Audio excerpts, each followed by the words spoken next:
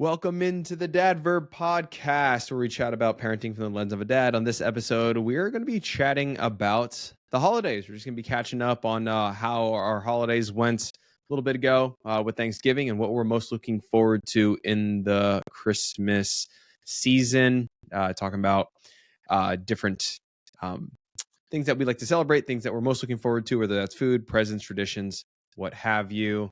I'm joined today by my good friends, Ben Brown and Andrew Saunders. Guys, we got to do our sick check. How's everyone feeling this week? Andrew, we're kicking off with you, man. We're good. I have not had no sniffles, no nothing. Frankly, it's more of a, hey, stop picking your nose. Hey, stop picking your nose. She's discovered her nostrils. And She eating it yet? She's eating it? No, she's just digging real good. She's a nose miner. All right. Yeah. Oh, man. What about you, man? We are healthy at the moment. Everybody's pretty good. We made it through the holidays so far with no additional sicknesses. So fingers crossed it stays that way. We just it's finally gotten cold enough here. We've had to turn the heat on. So like now it's humidifier season. So if we forget, your kids all wake up with a cough. Yeah. And you get that sort of scare of like, oh, they might be getting sick, but no, they're just dried out so far. So far so good. Hopefully it carries through the rest of the year. That's awesome, man. Yeah, I'm also pretty good. So does that put us at 2 weeks? Are we at 2 weeks at like health?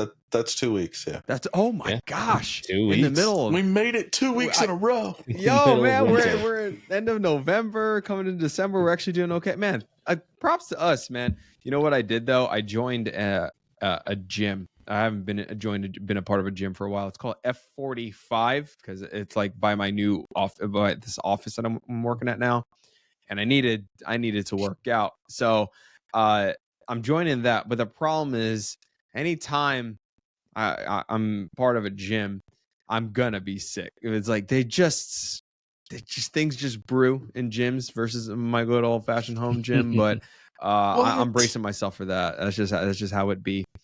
Are you telling me that heat, sweat, and lack of cleanliness creates germs? You know what? That can't be the case. Oddly enough, it be like that. Isn't that crazy? So yeah, crazy. Man. But dude, it's such a fun time of year though, man. Right before we hopped onto this podcast, like leading up to bedtime, I lit up our solo stove. We got a solo stove for like $100 when the whole like liquidation sale was happening for Bed Bath and Beyond. Is that, or Bed Bath and Beyond. Yeah. When they're I always get that confused with Bath and Body. Yeah, Bed Bath and Beyond, when they were kind of like going out of business, we snagged such a good deal on a solo stove. But I've been holding it. I've been just sitting on it for like 5-6 months. I haven't touched it because it's been blistering hot. But now it's winter, it's starting to cool down. So lit up the solo stove, had hot chocolate in the back with my boys, and then we just threw football around in a nice cool night. So this has been such a fun time of year. But yeah, I mean, if we're just going to go ahead and dive into our topics on that note, right? Christmas time, holiday season, shopping, Thanksgiving, just all the fun. It's a fun period between Thanksgiving and Christmas. At least for me, it really is kind of one of my favorite times of the year. But for you guys, what are you, I would say, most looking forward to, especially now with kids, right? It kind of like sparks a whole new magic for the holidays. So, I mean, if you were to, talk about some of the things that you're most excited about or traditions that you're most excited to start with your littles, or you've already been doing, you want to keep on going, what would you say is kind of top of the list? Maybe give some ideas to some of the dads who are out there. Maybe Andrew, you want to kick it off, man? Traditions. I just moved. All my traditions stayed back in Salt Lake City.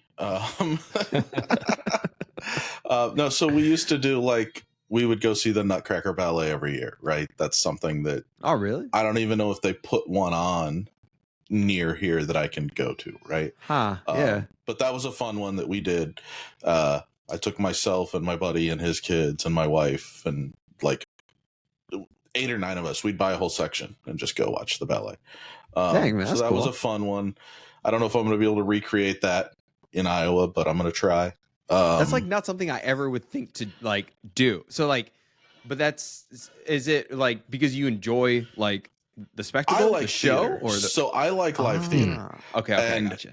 Most ballet companies will put on the Nutcracker every year because it's an excellent show for little kids all the way up to like adult seniors. And so you can really get an entire ballet community around a singular show. Like I think the one in Salt Lake City, which was done by Ballet West, has something like 500 or 600 dancers. Wow. Don't quote me on that. Like that could be completely wrong, but they have 3 or 4 shows a day. There's 2 or 3 casts. I know there's 20 to 30 little kids in it, right? You don't see, except for the principal dancers who are like, if you know the story, the little girl and the sugar plums, and they don't repeat dancers pretty much throughout the whole show. So it was entertaining, right? Yeah. Now that being said, it was the same show every year, so in that sense, the costumes didn't change very much. But it's the tradition of doing. It was the tradition of going. Yeah, it's something that you're formulating a fun memory with your kids. Yep, exactly. So we used to do that. So I'm looking forward to trying to figure that out. And that's just, it's one fun holiday tradition we've always done. Frankly, this year I'm looking forward to the break. As crazy as this sounds, so my birthday's November, late teens, Thanksgiving, my wedding anniversary. Did we miss your birthday? Yeah, but it's fine. Don't worry about it. Yeah. Wait, hold up. We walked right over your birthday without acknowledging it. You boys let it go. All right. I turned 40 and no one noticed. It's fine. What? That's a big 4-0? I did. I turned 40. My birthday was the 19th. So last week. Well, anyway, happy belated 40th birthday.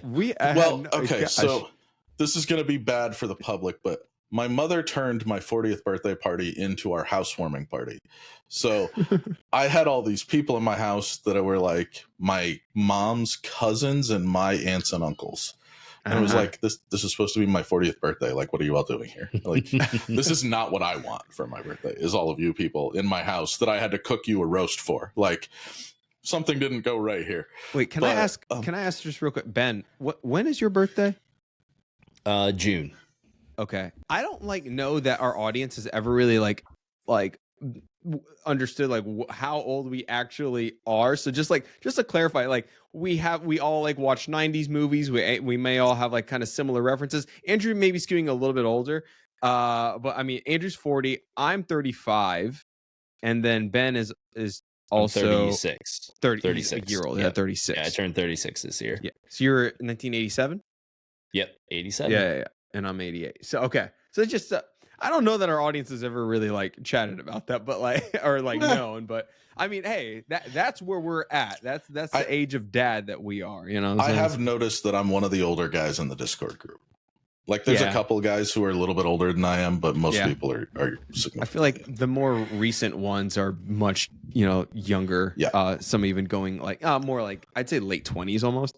Right. So yeah, that's the vibe. So, but I'm looking forward to the break, because this weekend we're doing my mom's family Christmas, and my anniversary is Thursday. So it's I have had nothing but events for about 2 weeks, and so after the 3rd or 4th, I'm gonna be I'm done. No more Christmas. I'm out. When the 25th rolls around, we will do our family Christmas, but I'm not doing anything else because. It gets, and I think that happens, right? I mean, you guys each have significant others. You probably have at least 3 Christmases planned in your life in the next 3 weeks. There's a bit going on. So that's actually something that I wanted to bring up, because you talked about all family Christmases and all that. That's actually a tradition now in our house. So since 2020, we actually were supposed to host Christmas one year, and we all ended up with COVID, and so that was the first Christmas that we actually didn't do multiple Christmases, my family, my wife's family, traveling back and forth, doing a lot of that because we were stuck at home. And so it was kind of a blessing in disguise, because we none of us got super sick, which was great. But we realized how nice it was to be with just us and our one kid at the time, alone on Christmas with nowhere to go and nothing to do. Yeah. And so that has become like our new Christmas tradition. And that's like how we plan the holidays. So like you said, I'm looking forward to the break and really just that time together, because we do the Thanksgiving thing. We travel to my wife's family's house. We do it's a big to do. There's like 15, 20 people there, and it's fun. It's great to see the family. I get to see my nephews and cousins and all that. But Christmas, we have like turned into just an immediate family affair. So like it's just me, my wife, the kids on Christmas Day. We don't have to go anywhere. We stay in our pajamas all day. We watch Christmas movies, drink coffee. The kids can take like hours to open their gifts if they want to and play with everything. Yeah. There's no rush or pressure to do anything. Yeah. And that's the thing I'm looking most forward to, is just that time together and not having an obligation to go somewhere or do something. So, okay, that's what, honestly, for me, that's kind of what I struggle with, right? Because, okay, the family that we have close to us are my wife's immediate family, her mom, her dad, her sister, my brother-in-law, and it's them. So for the most part, we will do Christmases with them because both of my parents live in different states. The thing is, I grew up with a type of Christmas where we had, a few good gifts, a big gift. And for me, that big gift was like, a video game, right? Like, right. a Game Boy with with Pokemon Silver, and I would just play that all day. And my mom was just like, we'll eat whatever. And then she's just like chilling. She was, reading, and I'm just sitting there quietly. And it was a chill day. My wife, it's a lot more involved, right? So they have like a big breakfast, and then they try to drag out the gift opening process for as long as possible.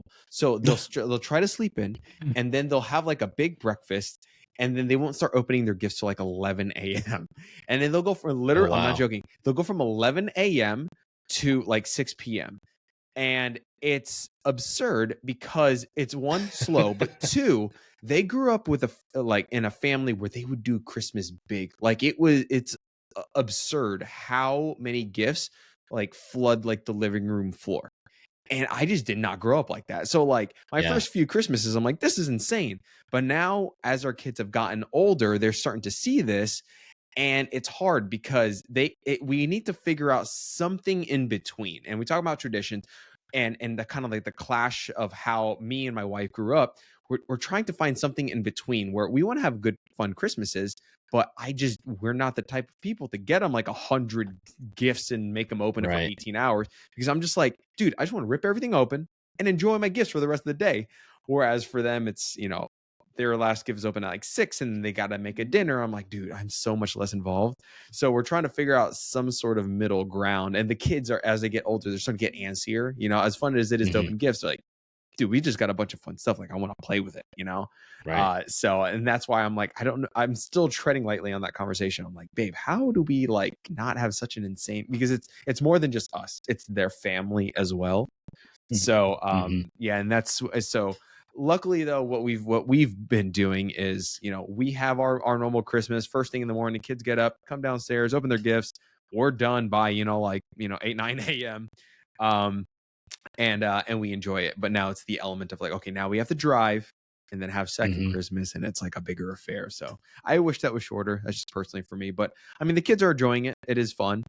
But yeah, it's I don't know. I guess it's tough when when you and your spouse have just celebrated it kind of differently, right? I don't know if that's different for you guys, or if you guys are in sync with your spouses. Is that the case? We had the same thing. We had the same issue. Andrew, it's all good, dude. Real life. We got kids here. We have a baby guest. We got a baby guest. Guys, this is like tiny. If you're watching on YouTube, we've got Andrew actually being a dad instead of just talking about being a dad. So, hi. Say hi. Say hi. She's adorable. We got a guest on the podcast right now. If you're watching on YouTube, we got a cute little one. This is it, man. This is real life. But yeah, this is the one that's going to be celebrating Christmas, getting to open gifts a ton right there. But your hair is a mess, little girl. But yeah, like Ben, so like, did you and your wife, did you guys have different styles of Christmases that you're kind of like trying to find how you are going to approach that with your kids? Yeah. So we had exactly the same thing that you're talking about. Like, so I come from a very small family. I didn't have any brothers or sisters. I had a couple of cousins, but like our Christmases were maybe 6 people, 7 people, 10 people at most. When my wife and I got together, I was flabbergasted at the Christmases they would have. I mean, there were 2 Christmas trees. Like there was one upstairs, one downstairs. The one downstairs in her grandparents' house, the entire basement was full of presents. I mean, the whole thing from the tree. Like, I mean, you could barely get into it, and everybody had this like giant stocking full of gifts, and it would just take them hours just to open all the presents that were there. Yeah. I was not used to that at all. Like we had a very small Christmas, we didn't do a ton of gifts. That makes me uncomfortable, and honestly. So it was really weird for me. I got used to it over the years, but it was more about like my wife's family for a long time, for about 10 years since we moved to the Carolinas, was the family that was close, right? So I spent every holiday with them, every Christmas with them, which was great. I mean, they adopted me as their own, they knowing eventually we were going to get married. And I think where it really started to shift for us is, for the longest time, we were not the ones with young kids. So we didn't mind traveling. We didn't mind going up there for holidays and all that. Like the family's about an hour drive away from us, hour and 20 minutes, somewhere in there. So we didn't mind going up because there were younger kids. We didn't want them to have to travel. They had Christmas traditions. And where it really started to kind of become an issue and we started to question it was when we had the youngest kid. And we got to see all these Christmas traditions, because usually it's actually a 2-day event, right? So you go up Christmas Eve, everybody has dinner together. They might open one gift and kind of do a bunch of stuff. And then you go back home, then you do your Christmas, then you drive back there the next day for big family Christmas and dinner and all that. And once we had little kids, it just became, what we realized is that they weren't getting to participate in a lot of those traditions. So like the Christmas Eve, getting in your new Christmas PJs and doing cookies and milk and doing the reindeer food and kind of creating that magic of Christmas. Our kids weren't getting to do that, because by the time we leave there, it's 7-8 o'clock at night. They're asleep by the time we get home, and then I put them down and it's over. And then the next morning they wake up, there's just a bunch of presents. Like, you don't get to do all the little stuff and see them get excited. Yeah. And that's where we kind of decided, you know what, it's probably time to just set a boundary and say, this is it. This is what we're doing. We do, Thanksgiving up there, come back home. And Christmas is, we might do Christmas Eve with like friends, or we'll go up there for Christmas Eve sometimes. But now Christmas is really just our immediate family. And then, my mom and my brother-in-law might come over for dinner and, do something really easy, like make a lasagna that night, but that's it.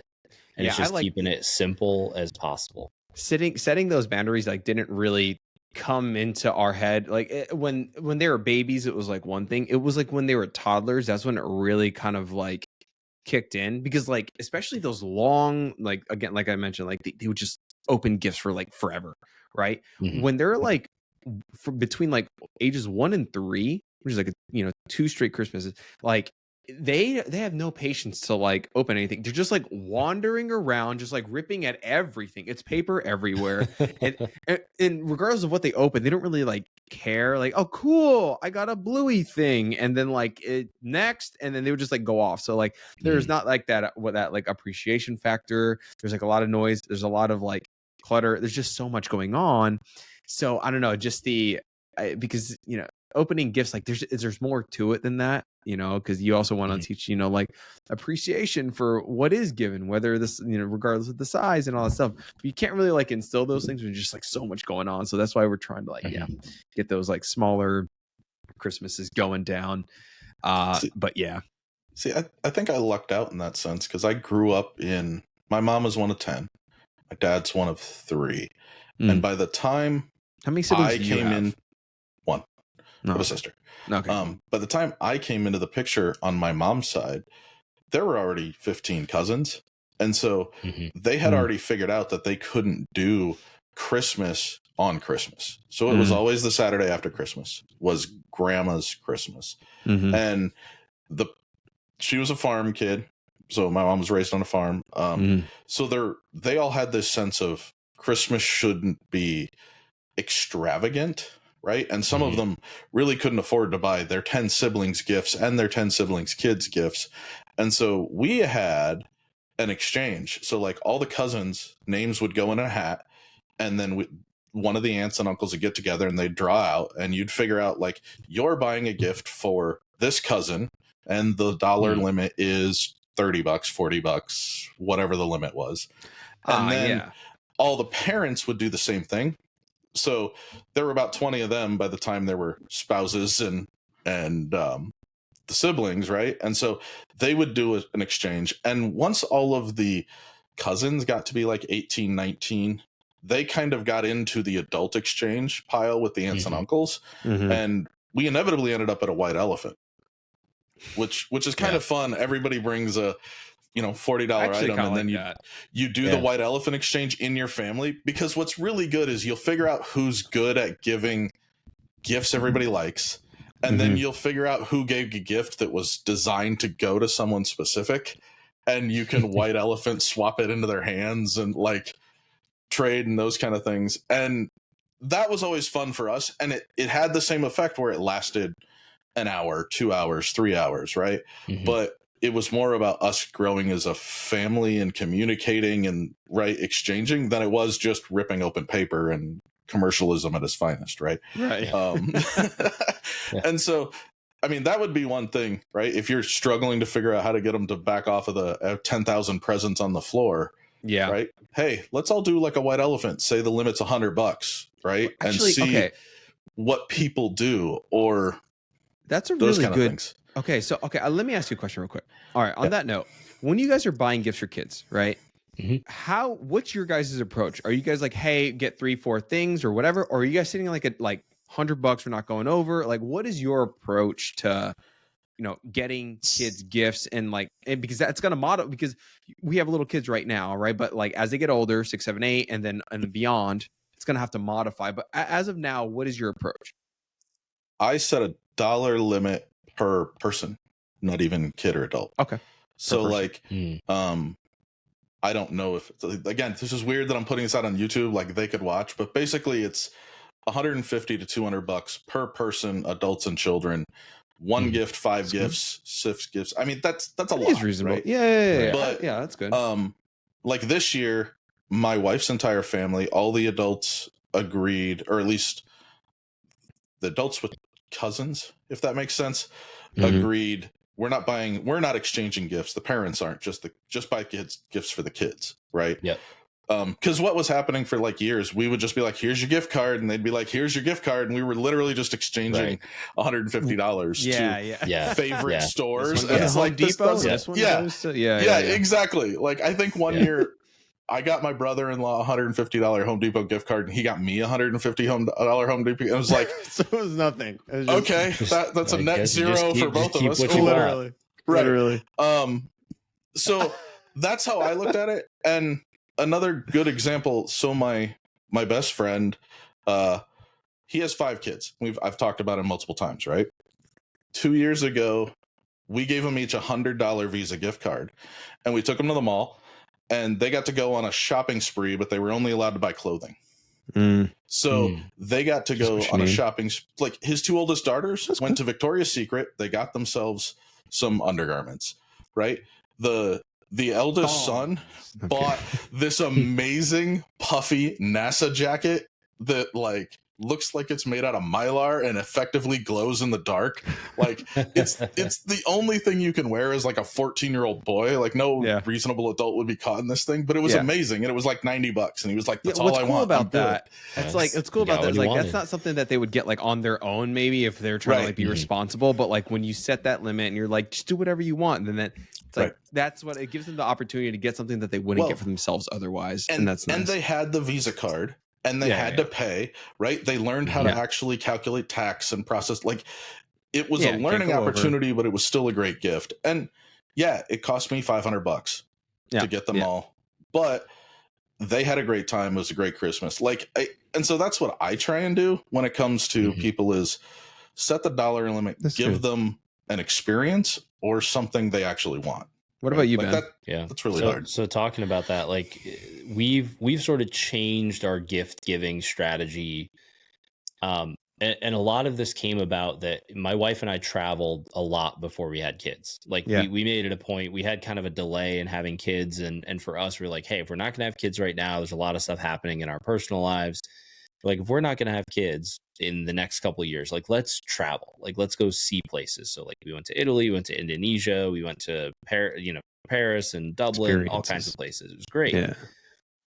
That a lot of that kind of changed our perspective. And we're also very fortunate in that we're in a position that if we need to buy something, we just get it. Like if I need something, I just go out and buy it or pick it up. If the kids need something, we just buy it. We're also relatively intentional about what we buy for the kids.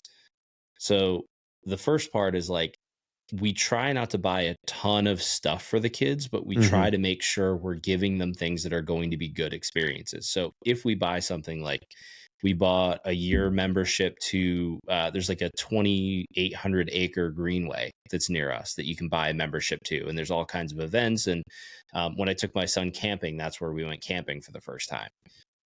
We bought him a year membership to the local zoo. So like the big regional zoo that's about an hour away from us. So on a weekend when we weren't busy, we all just hop in the car. And sometimes we just take a day off, hop in the car, take him down there, spend a couple hours at the zoo, go to lunch.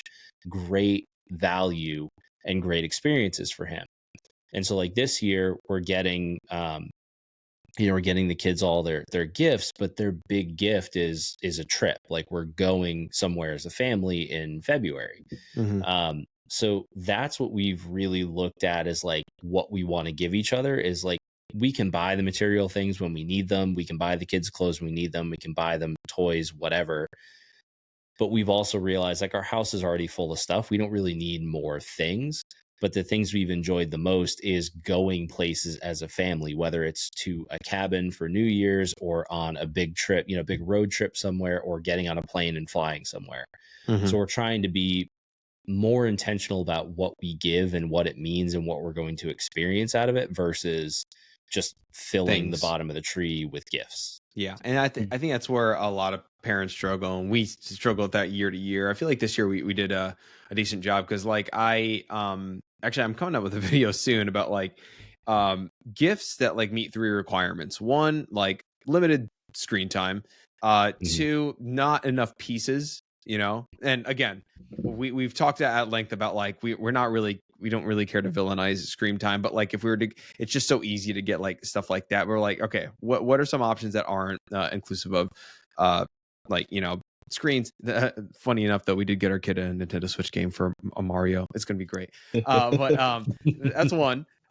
Second is like not pieces, right? Just like stuff scattered everywhere, and it's just like I remember we got like these train sets and all that stuff, and it was like cool in the moment that they opened it, but then it just didn't last, and it would just become just fodder for mess. And the second, and so that's the second requirement, and then the third was just something that has longevity, something again that's not, it's going to have legs beyond just like the first moment of them opening it and then the first week or 2 of them playing with it, and it's like then it just kind of gets forgotten, right? So like what are those things? So we try to like go off of that, and one of them is a bike, right? A bike is just something that's has years of use. They're gonna use it a lot. That's like the one of the main things, and then there are a couple others. But then for Henry in particular, we got him again a game for his Switch, which defeats the first, which went against the first requirement there. But hey, he's gonna love it. We're gonna love it as a family. But then we got him just like stuff that it's relevant to him because he's such a sports kid.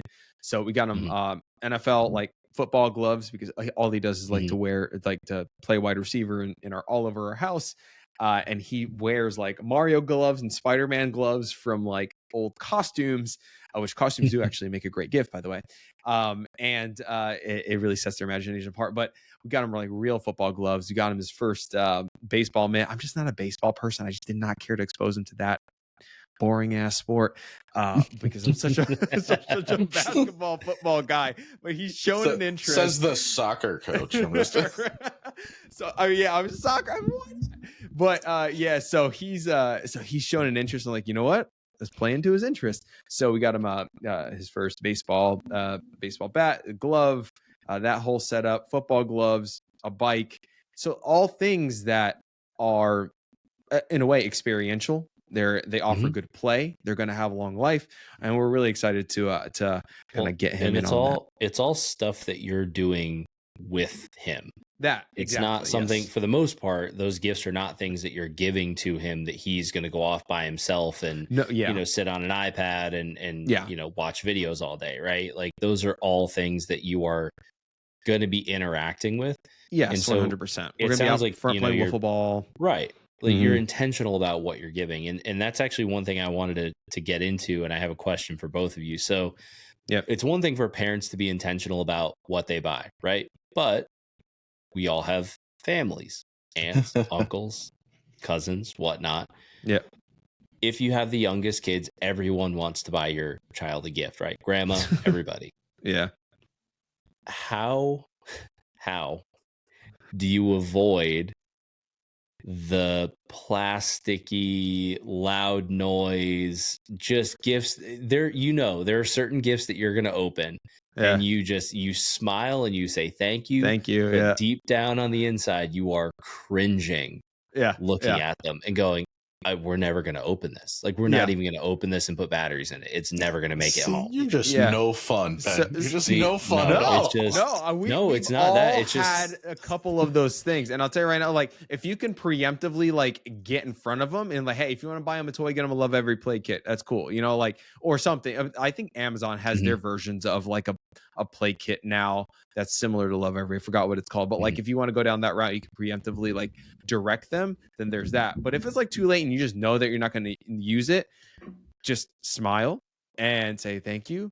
And that is going to be a great gift for a friend of yours at an upcoming birthday party. Like straight up, like it's just how it is. It's just re-gift, man. There's just a re-gift pile. I can't say it hasn't happened before. Hey, I open them all. I give them to the kids. I let them play with them. I have this stupid little noise-making fake Fisher Price Game Boy that is the dumbest thing on the planet. She'll pick it up. Occasionally she plays with it. It makes jumping noises. You know what happens? She ignores it. It's in the drawer. Eventually it'll just disappear. It's just not stuff that's that the thing, she's though. Like, interested in. Like that's the thing. Like at one point when they were younger and for kid number 1 and 2, it was like, sure, we'll just do it. And like you said, it would kind of just disappear. But like after, especially with like 3, I'm like, what's the point? I'm going to open it and it's just going to become like something that they're just going to like whip into the drywall. Like, it's just, I don't know. It's just like, I don't know. It's just going to like sit. Yeah. So I'm like, why even open this anymore? Like they have stuff and I just like, it just gets on my nerves. So it just becomes regifting stuff. It took me a long time to get this, even as adult. Gift giving is not about the receipt. It's not about the receiver. Yeah, it's actually about the person giving the gift. Exactly, and that's why you say thank you so much. They're gonna absolutely what you have, right? And so, like Andrew hates getting clothes, right? I hate it. I do not like clothing as a gift. I actually love it now, dude. Very few people will buy me something that I will actually wear, and so but every time it's like, oh, that's cool. Yeah. I might wear it that day, and then it goes in a pile, and eventually it ends up at the Goodwill. But that moment, though, you gave them the satisfaction, right? Right. And because it took me a really long time, because I think we've all had this. You give someone a gift, they kind of look at you and go, why did you give me this? Right? And it's important to remember that the giving of the gift is an act for you, the giver, not an act for the receipt, right? It's right. It's not about them. It's about your taking part of your resources and giving it to someone else as a gesture. If they shit all over your gesture, pardon my French, that's them. And it has nothing to do with you, and you shouldn't value that, right? Right. But if you take that on the other hand, take everything you get, use it or don't use it, and move on with your day. Like on that I note, open all the plastic crappy kid toys. I do. I love the fact that they make noise. I show them to kids. I will say where my challenge is with all of that is not all of it, but where my challenge is with that is when you have aunts, uncles, cousins, grandparents, whatever, somebody who doesn't see the kids a lot or only sees them during holidays, they tend to, and this is like, the Christmas Story scenario, right? Where they tend to think of them as younger or less developed than they actually are. And so you'll get what I would call like off age toys, right?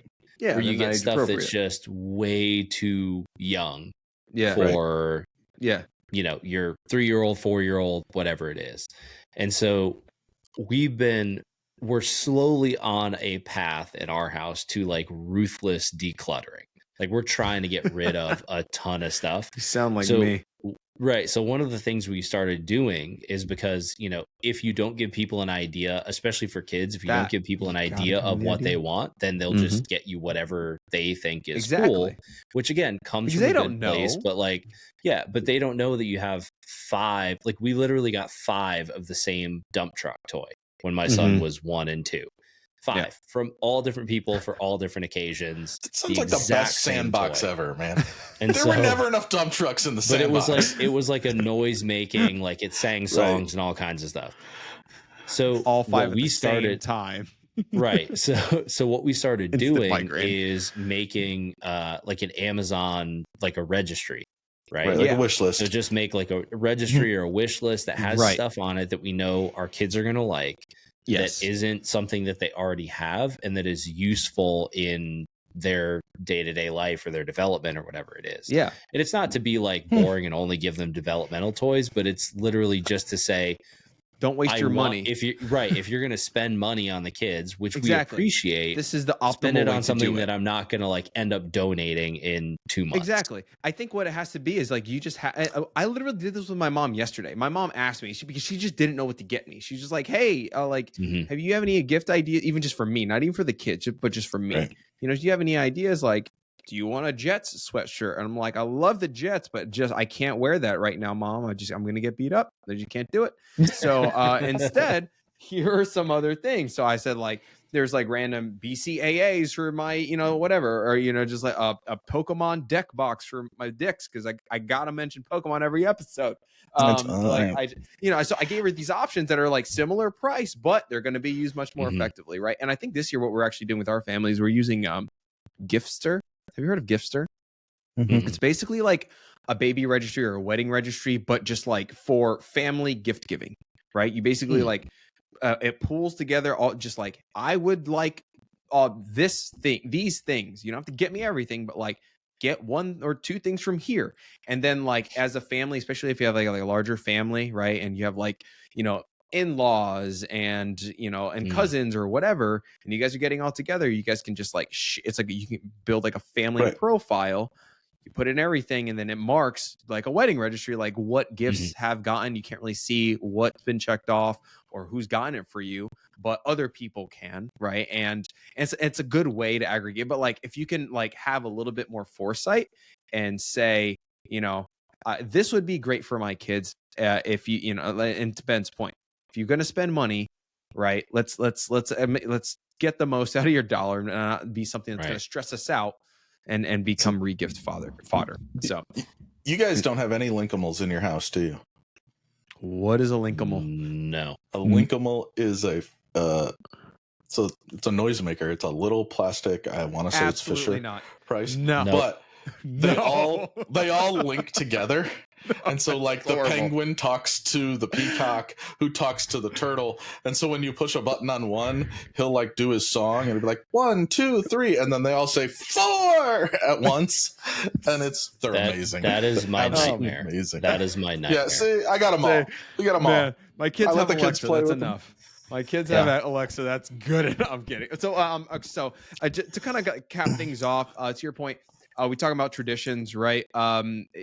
One tradition, well, I guess I have two. One of them is we really enjoy board games. Board games are like our thing in our family. Card games.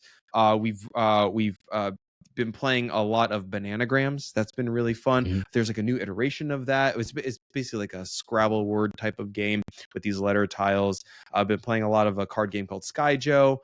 Been introduced to a game called Villainous. So and Wingspan. These are newer games that we're not good at yet. Obviously, the Pokemon trading card game. We've got Tapple, which is another game by the Op Games. We are so like in the middle of just board game enjoyment, especially with our 6-year-old.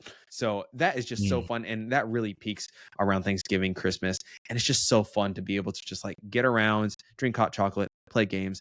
That is amazing. And then on the whole gift giving thing, recently what we've done is we've done it at Walgreens, and we've recently been doing this at Five Below, but we just give the boys like $5. And what we would do is like say, hey, you get to get something for someone in the family. So we would draw names, and you have to get it for mom, and Colin would have to get it for me, and Henry would have to get something for Sienna. And like, we all have like $5 that we can spend, and it kind of they have to like go through the process of like thinking like, okay, what would be good not for me, but what would be good for this person. So it kind of gets them in this mode to like, hey, think through like gift giving, right? Because they're so used to receiving, right? But when do they get to have the opportunity to give? So even at a young age, this gives them, a $5 allowance to go to Five Below and get something. And he'll initially think of something for himself. Like, oh, this would be good. Or like, is that what you would want? Is that what Colin wants? Think about who Colin is. It's like, oh, well, Colin likes this, and then he, thinks through. And when they give, that really is a fun thing because, again, they're so used to receiving. But when you start the tradition of giving early on and enabling that, I think that's actually been really fun, and we're going to continue that this year. Again, we've done it we did it the first year at Walgreens with a $10 budget, but we realized that going to Five Below or like a Dollar General or whatever is just as good and cheaper. So there you have it. But we're going to go ahead and just kind of close things out with a Discord question that came in from Carl C. And it says, hey, everyone, is curious if anyone has any thoughts using a playpen, or is the quote restriction a good or bad thing? If you did, what are your recommendations for a good one? Personally, we didn't really use playpens too much for play. What we used playpens for, like pack and plays, guava lotuses, and all that, we kind of almost exclusively use that for sleep. When it came to play, we never really like kind of bound them to an area so much. We more created what's called like a yes space, where it's just a space for them to just be like kind of a room that we know that they're not going to get hurt. That we know that they can be destructive, but not too destructive to a point where it's going to like break things of note. So we kind of like had an area in the house rather than a small blocked location in a playpen. So we were never really a playpen family. Again, we only use that for like as a travel crib for sleep. But you too? The consensus is a playpen is more of like this is a bad analogy, but those dog yards you can get for like your living room where it's more like 15-foot square with a gate.